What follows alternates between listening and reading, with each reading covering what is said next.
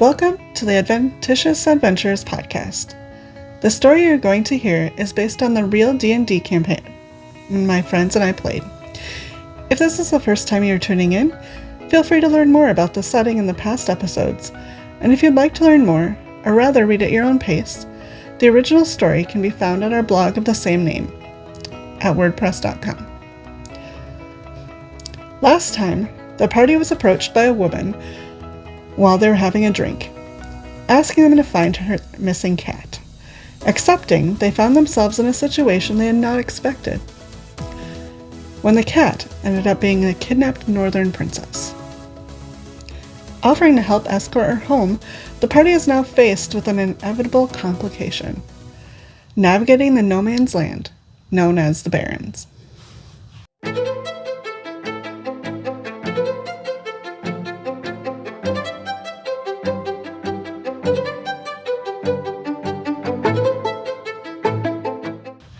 Our tale picks up with our group deciding they need to leave the south and journey through the Barrens to return the princess. After crossing through the large doors of the wall, which consequently the guards do not put up a fight about, the group sees their first glimpse of the Barrens, which, despite its name, is filled with a sprawling, limitless forest. Following the road, they make their way through the trees. Even though the area feels oppressive, not a lot happens in the beginning. It's quiet. The road ahead of them stretches on. Seems like a great day. A while after entering the area, they come upon a fallen tree that is covering the road.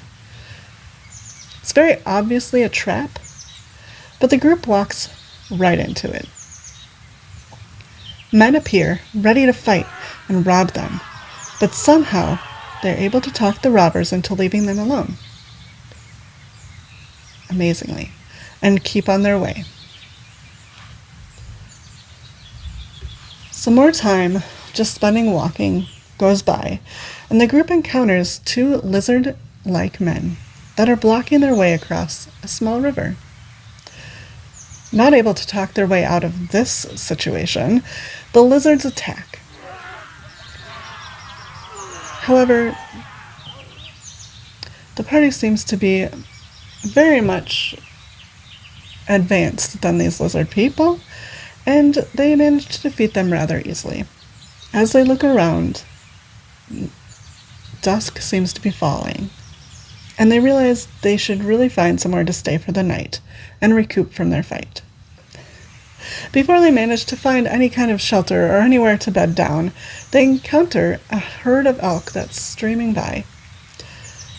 Bruno, the barbarian, decides that this looks like so much fun that he decides to go and join or attack or play. It's unclear to the rest of the party with the elk. This is a very wrong decision, for suddenly he is taken down and trampled beneath their feet, killing him.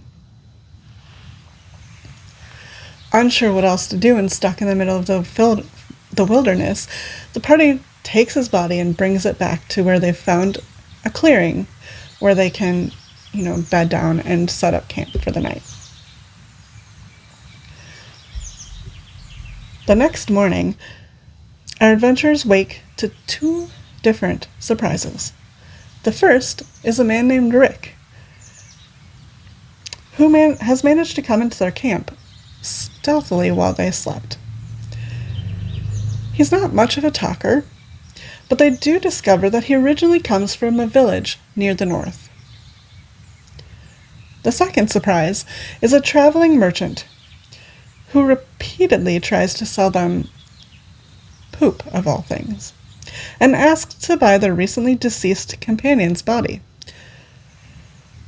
However, none of his tactics work, and they, buy some things from the man, but tell him basically to hit the road and leave. And then they, give their companion Bruno a proper send-off by burying him and, continuing on their way. Time goes by, and as they're still making their way through the Barrens, the group comes across some tracks. Their new friend Rick is able to track them. However, it leads them to a confrontation with bandits. Surprisingly, though, they're not alone with these bandits, for they are helped in part by a man. It's a strange-looking man, however, for he is almost part animal. After talking a bit, he takes them to a nearby village where many other people are living. All of them are just like this man, who are part person and part animal, of varying different races and species. Talking to the residents of this village, the party hears their stories, and they hear a very similar narrative about how they all were basically an experiment from some party in the north. But however, now they have been shunned and forced to live outside of the northern borders in this wild land. The party spent some time just, drinking with these people, celebrating, getting to know them, and even training with some of them. Before suddenly, an alarm is sounded throughout the village. They're being attacked. And not by just anything, but by some horrendous monstrosity. 3 huge creatures who resemble a mix of a bear with sharks for hands or appendages arrive and crash into the village, sending the party and the villagers into chaos. And with the help of the animal people tribe and the party, the monsters are taken down, but not without casualties. Many of the people that they have just now gotten to know and learned their story have been taken out by these horrible creatures.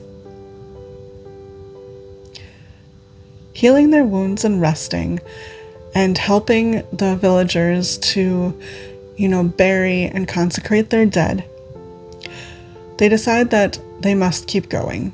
They're very close to the end and need to return the princess, who, by the way, has sort of developed a friendship with the leader of this village, a man who is part animal, or part lion, and part human, named Lionel.